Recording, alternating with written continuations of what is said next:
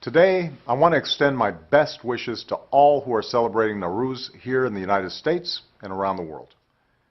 Each year of my presidency, I've marked this holiday by speaking directly to the people of Iran.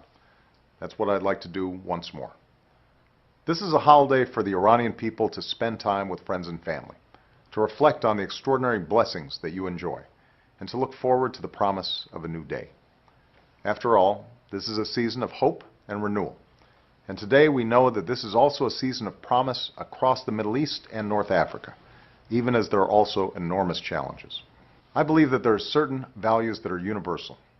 The freedom of peaceful assembly and association, the ability to speak your mind and choose your leaders.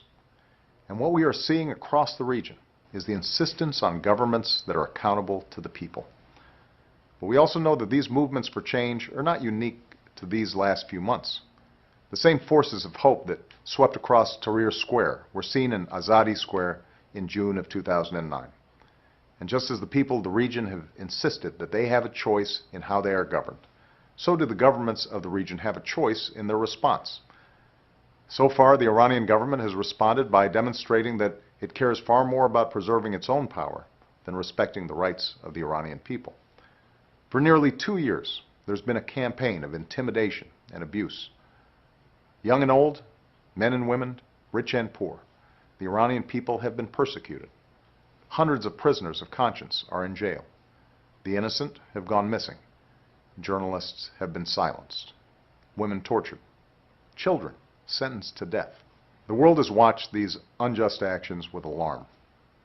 We've seen Nasrin Sotoudeh jailed for defending human rights. Jafar Panahi imprisoned and unable to make his films. Abdul Reza Tajik thrown in jail for being a journalist. The Baha'i community and Sufi Muslims punished for their faith. Muhammad Valiun, a young student, sentenced to death for throwing 3 stones. These choices do not demonstrate strength, they show fear.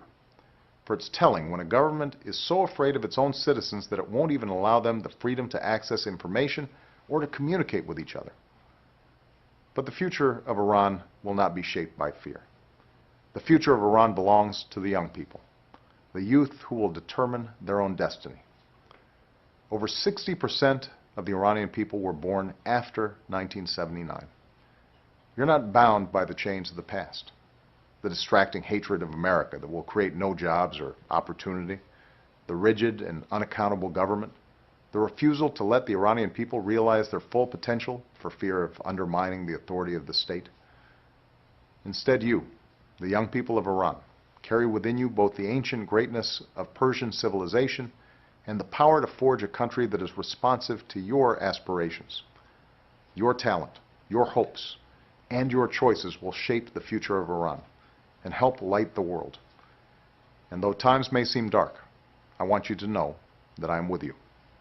On this day, a celebration that serves as a bridge from the past to the future, I'd like to close with a quote from the poet Samin Behani, a woman who has been banned from traveling beyond Iran, even though her words have moved the world.